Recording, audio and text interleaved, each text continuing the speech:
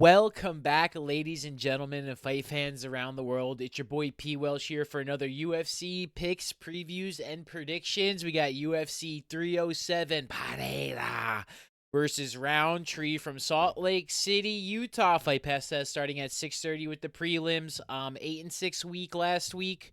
Couple, one or two bad reads, one or two unlucky fights, and some decent picks there. Big shout out to Moicano at the end.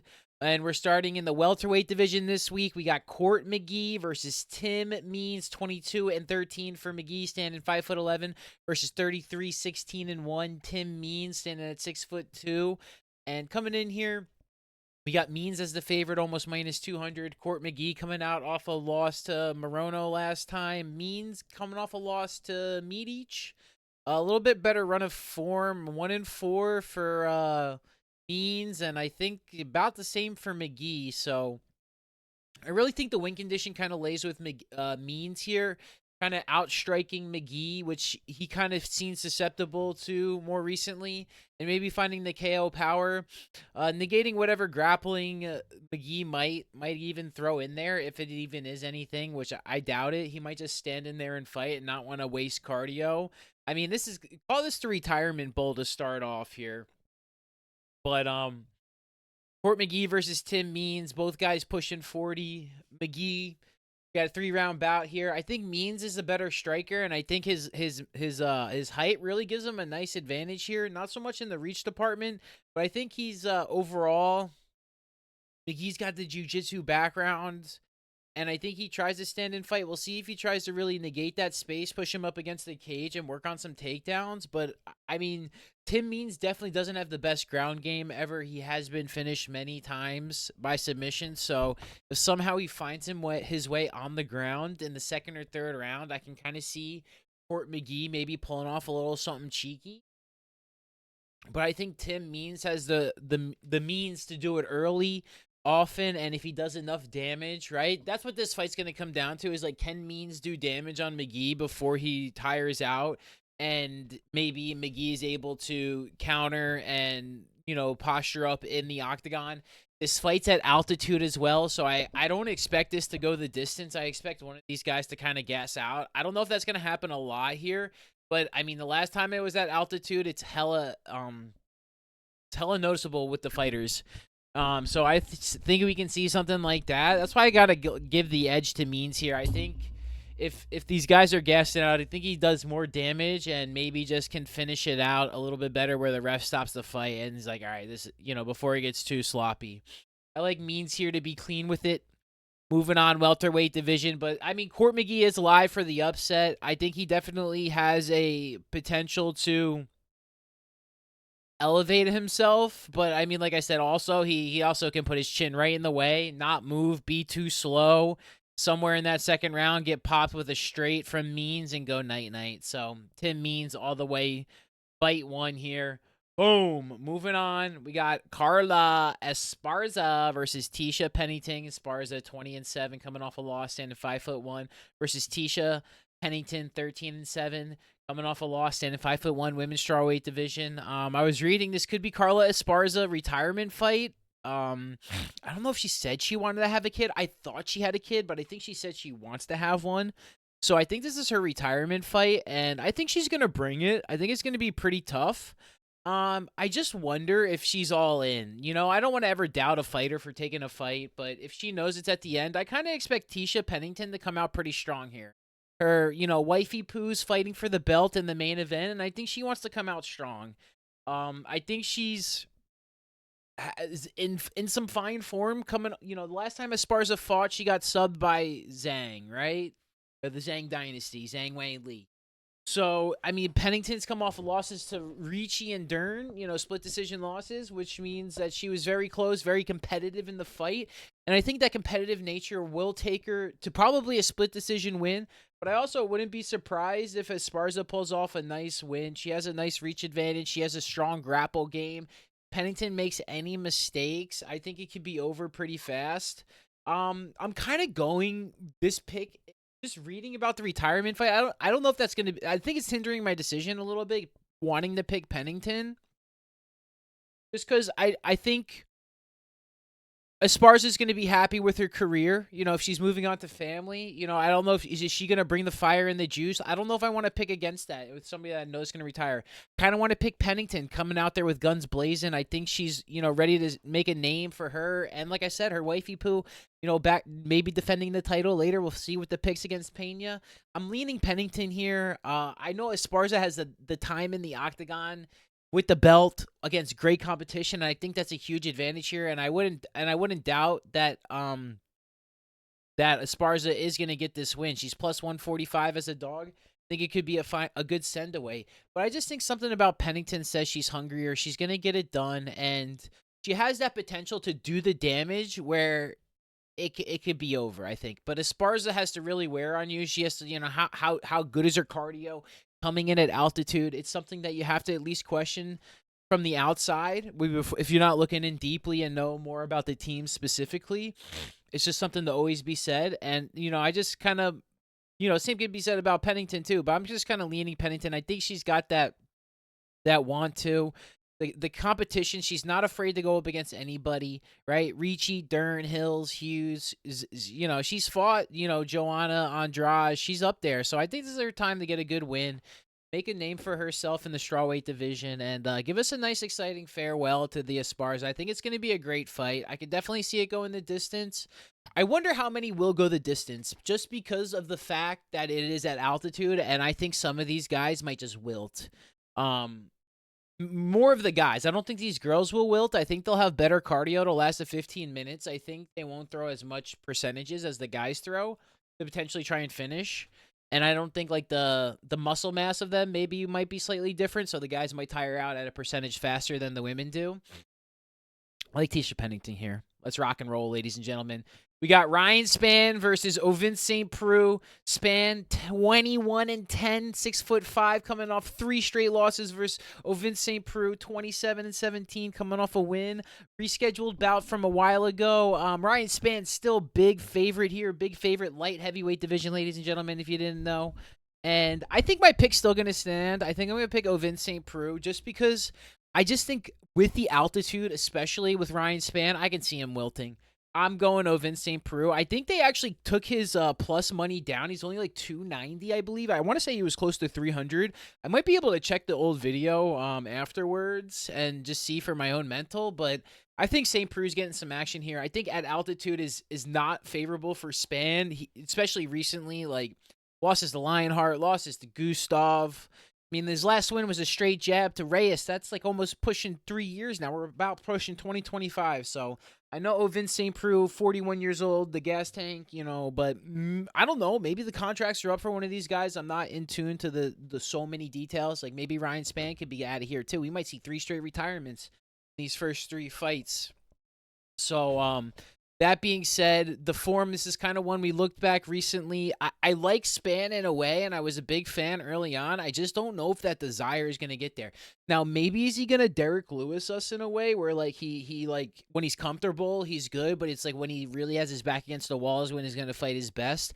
I don't know, man, but just, like, multiple losses to Lionheart, loss to Johnny Walker, losses to, good, you know, he's got some wins in there, but just not enough to make me want to pick against Ovin St. Preux, who I just feel like when you're 41 and you want to be in the octagon like that, like you're just going to want to beat up on somebody. He came in there and spanked on Kennedy's and Shekwu. I know split decision, 30, but same kind of situation there. One of those guys is like, where's the hunger? It's like when you start throwing the hands and they take damage, I think he hits really hard. You know, I think he lost to Linz, but I think Linz is a good light heavyweight that I wish was in the promotion still. I go to Ovin St. Preux here. I just can't pick Spann in my good of heart. Like, and if he took another loss, plus like Ovince has given me that loss from Kennedy as well, and Kennedy was like minus 500 on that fight card, and I heard nobody once picked Ovince, so I'm not gonna fall on that sword again, especially for Ryan Spann at altitude. You'll hear me say it every fight, at altitude, but that's where we are for this card, and that's got to be a consideration. You know, I know Poatan was there for 3 weeks. I think the last time he was at altitude, he was there for 2 weeks when he fought Blachowicz a couple years ago, and maybe that was the Usman card. Was that Usman Edwards too with the head kick KO?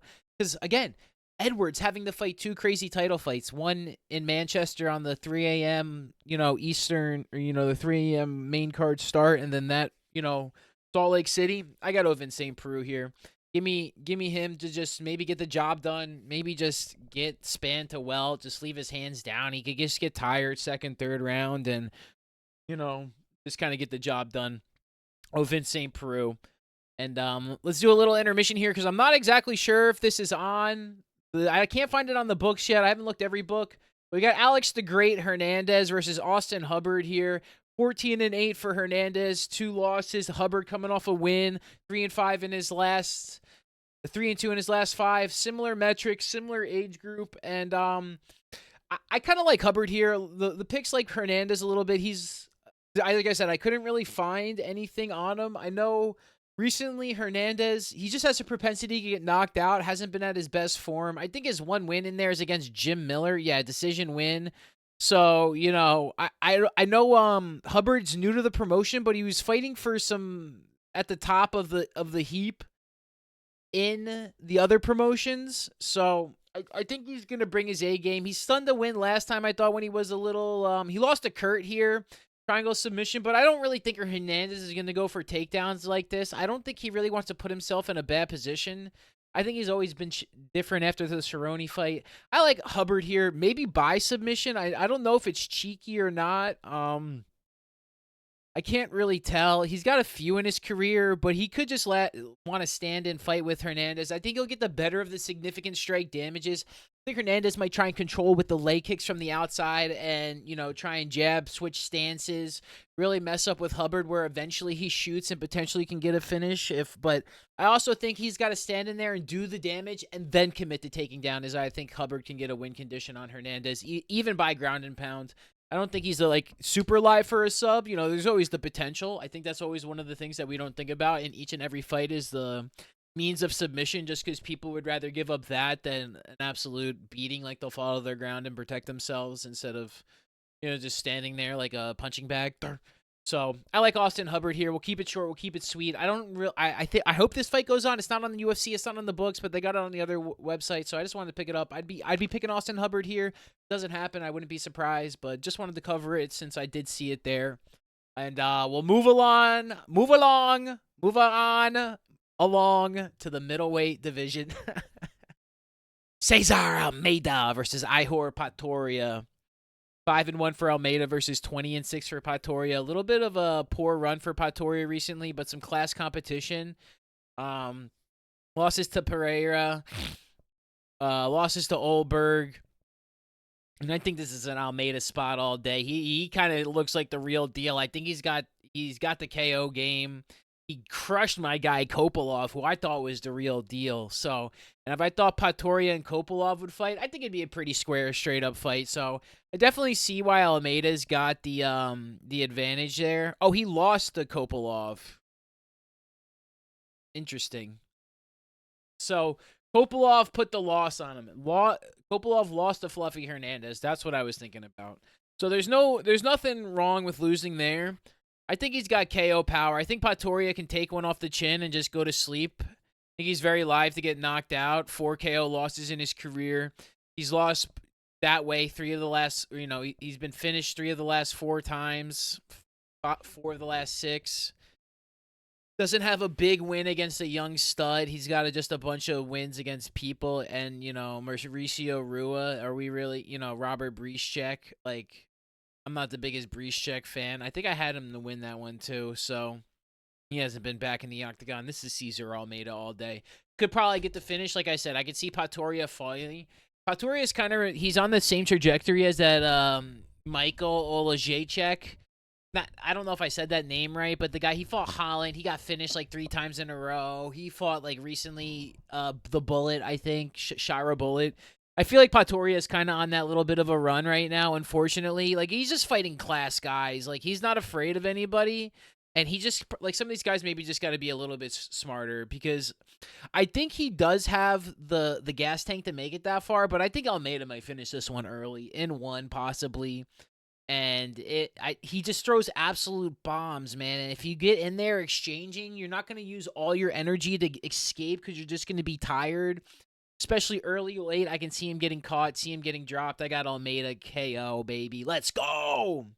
Moving on here. I like this fight. Women's strawweight division, Marina Rodriguez, 17-4, 2 draws. What are the odds on 2 draws versus Yasmina Lucindo, 16-5, 3-inch height advantage for Rodriguez here. And, you know, this one I was going back and forth. A lot of times I like the favorites, but she's young, 22 years old, 8 KO wins, got a lot of high potential.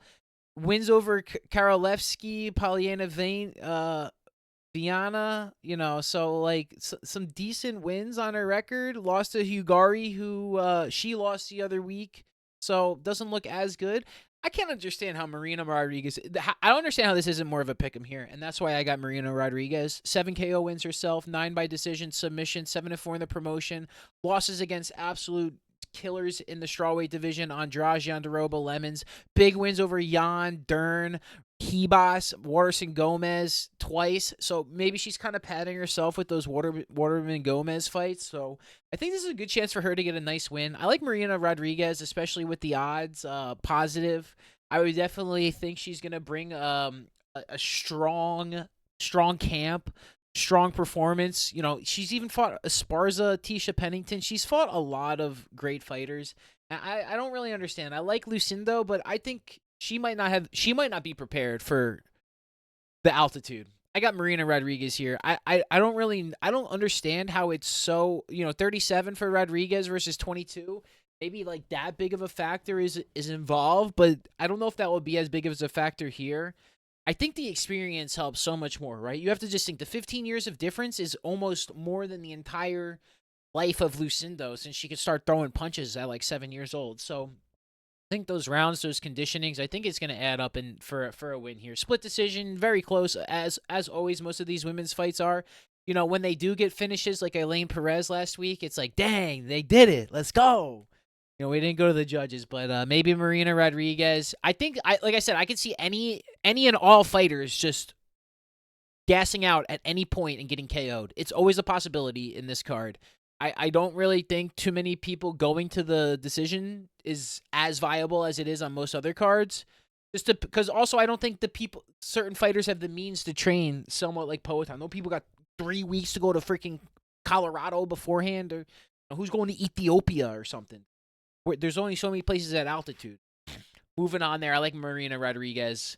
Bang! What a feature prelim. Steven Wonderboy Thompson, 17-7-1, coming off a loss. The Shavkat, no bones about that, against Joaquin Buckley, 19-6. On some type of run here, Buckley. Coming off a big win over Ruzaboyev, looked very good against that one. Feature prelim, 3 rounds. 41 years old for Thompson, a little bit of a height advantage. Reached to Buckley. I think Buckley is gonna be very fast for Thompson, and I think he's gonna struggle with that. I think Steven's gonna try and throw, and I think Buckley's just gonna try and throw through him. Right? All the side kicks, everything in between. Like, I think Wonderboy's win condition is like body kicks to stop Buckley. I don't think you really stop him with leg kicks. I don't know if you can do enough damage. So it'd be really interesting to see the Wonderboy's style versus something like Buckley. Like, can he get in and around when he knows Steven is going to be on one leg? Right? You know his sideways karate style. You know he's going to use the legs. Like, is that going to be enough to stop Buckley? I don't think so. I think Buckley will go through it unless he eats unless Wonderboy is just going to the body with those leg kicks, a lot of front kicks too. I would even think about switching stances just to keep Buckley off balance and just throwing kicks from every angle, but always up the middle.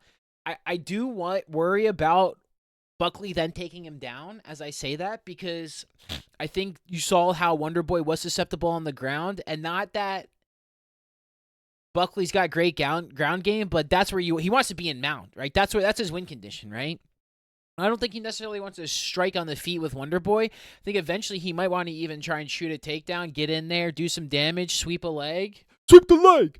But I like Buckley here, man. I hate picking against Thompson, but I really don't want to pick against somebody that his win condition is kind of win by points. I don't think Wonderboy can knock him out. I do think, like I said, it comes down to where these kicks are and how he does. How does he move? Again, I think Buckley, I'm going to just pray he's training. I think he's in the zone when he went down the welterweight. I think he doesn't have to fight these monsters as much, and he's got to just deal with a little bit more height and some length. And I don't think he minds that, because I think if he can get in there, he's got pretty good length, athleticism. I think that's the big difference. Going against somebody that's, I think he believe he's 30 years old versus 41. Just imagine that guy playing basketball together, like just being able to move differently. Now, I'm not saying Wonder Boy ain't like that, but Buckley is different, dude. He gave us the most memorable knockout of all time, and that was years ago at this point, 4 years ago. So I kind of think Buckley's coming into his prime. Does he finish Wonder Boy? Maybe. I hope not. He's only been finished, I think, by Shavkat. Maybe was that? We can check real quick. And he's got one finish and one sub. He got finished by Superman punch by Pettis. That's crazy. Maybe something crazy like that from Buckley. I can always see a spectacular KO from Buckley. I like Buckley here, even though Wonder Boy, I think he has a great chance to victory. I think he's really got to control it, but I mean, it's been a while, man. It's been a while.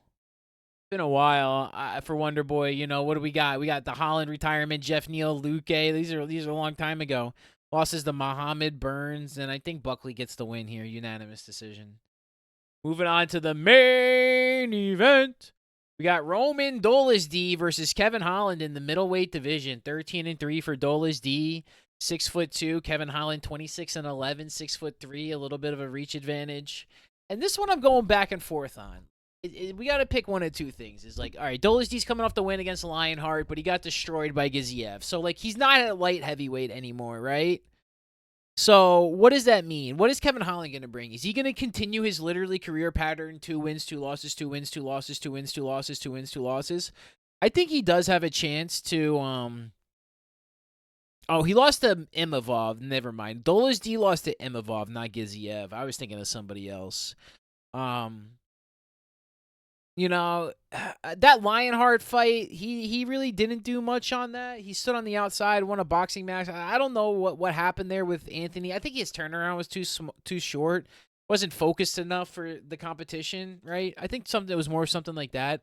I give the edge to Holland here as we break it down initially, just because I think it's going to happen. I think he'll just get Dolezdi in a bad position and he'll get finished. I think Holland is just a more superior mixed martial artist, and I think Dolezdi, he has been getting better, right? I think, okay, so what happened is Dolezdi fought that one at light heavyweight against Anthony Smith. That's what it was. It's coming back down the middleweight.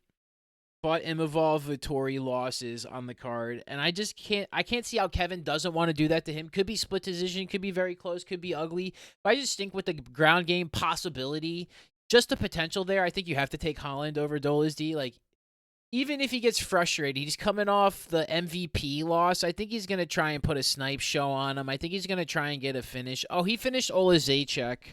That's right. So we're just gonna go with it. I mean, he had the 3 straight losses and 3. You know, it happened, but I really like Kevin Holland, man. I don't want to pick against him. I think Dolezdi, if he was somebody that I feared more in terms of like getting the finish, potentially 7 finishes, but nobody against guys that are great. You know, he did win Hermanson, Hawes. You know, but that's, you know, we're pushing a while back. You know, canceled bouts, reschedules. Let's see what happens here. I like Kevin Holland. I liked Anthony Fluffy Hernandez against Dolezdi, and I kind of feel like Holland is a cleaner striker, more dimensional person that can still do the same thing that Fluffy does. So I would have to just pick Holland here. I like Kevin Holland. Bang, moving on to some juicers here. Kotlin Vieira versus Kayla Harrison. 14-3 coming off a win versus Kayla Harrison. 17-1 coming off a win. Both ladies standing in 5'8" women's bantamweight division here.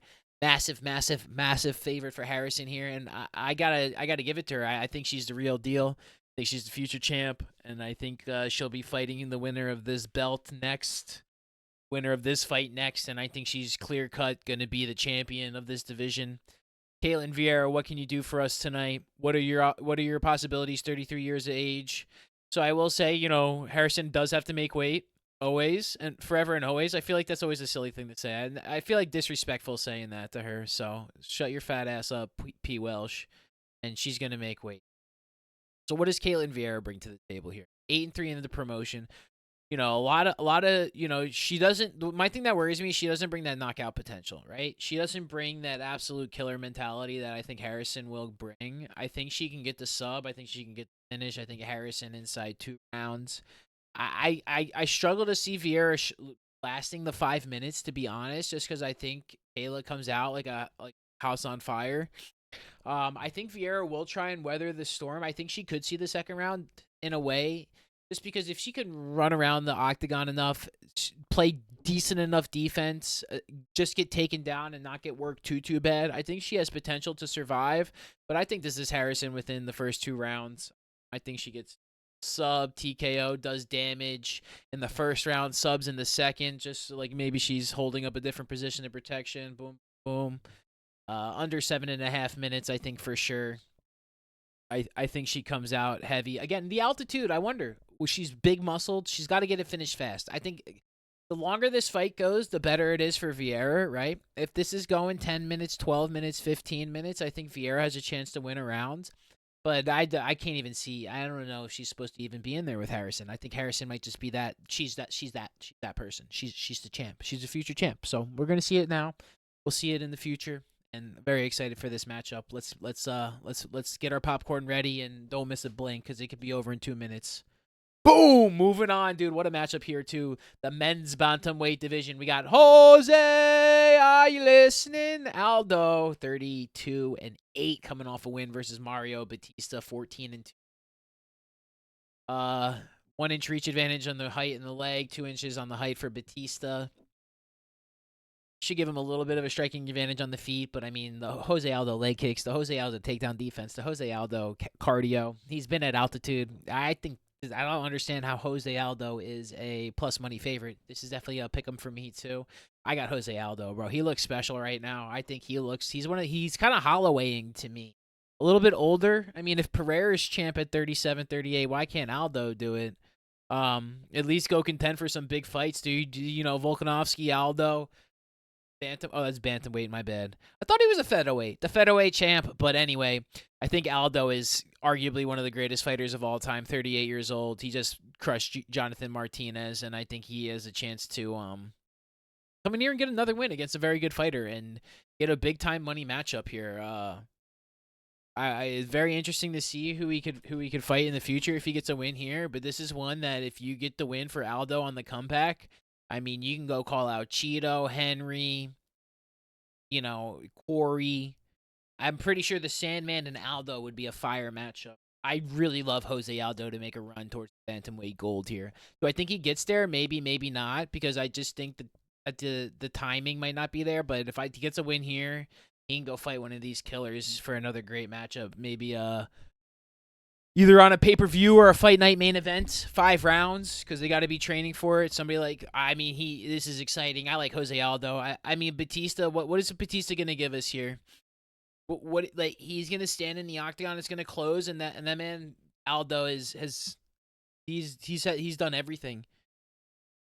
Jay Perrin is not, you know, getting knocked out by McGregor, coming back and still fighting, stuffing 45 takedown attempts from Marab in your home country, getting so frustrated, coming back and winning. This is Jose Aldo all day, man. I would just Jose Aldo money line.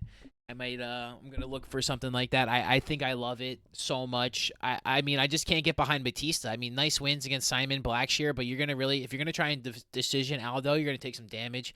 Not gonna be able to take him down. He's gonna have the most vicious leg kicks, and he's gonna throw punches behind it, dude. You're in for a freaking long day, and you're gonna try and take him down. You're gonna try and take down Jose Aldo. Marab can't even take down Jose. The signed, seal, delivered, dude. Jose all day. Moving on to the co-main event. I just want to talk about Jose a little bit more. I think he's going to be absolutely phenomenal. I hope I'm not wrong. Hopefully this is age as well. But let's move on. Raquel Pennington versus Juliana Pena, the women's bantamweight title fight. 16-9 versus 12-5. Pena coming off the loss to Nunez. And we had Pennington beat Bruno Silva, which clearly she's better than Bruno Silva.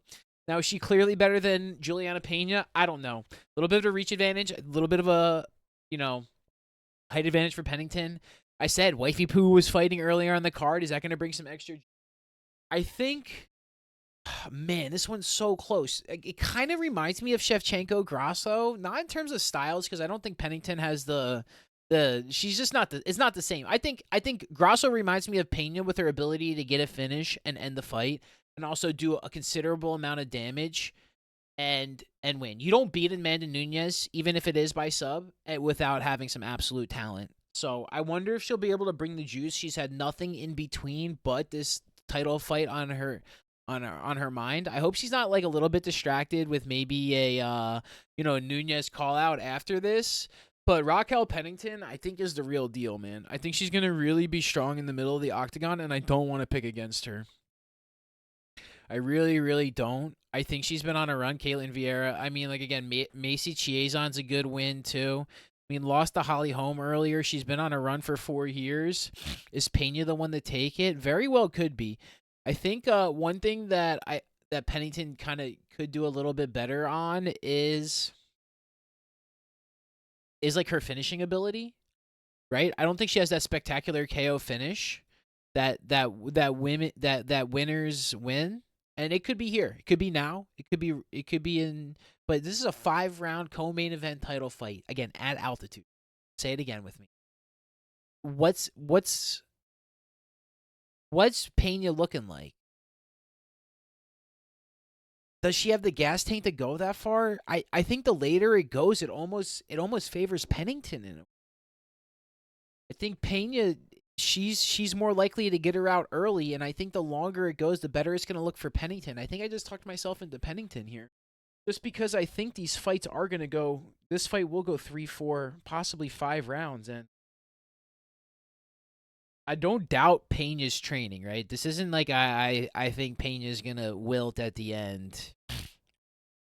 But it's just one of those things, if you haven't been in the octagon, right, almost 2 years, and then you're going into the biggest fight of your life, I just think that the potential is there for Pennington to get a nice win.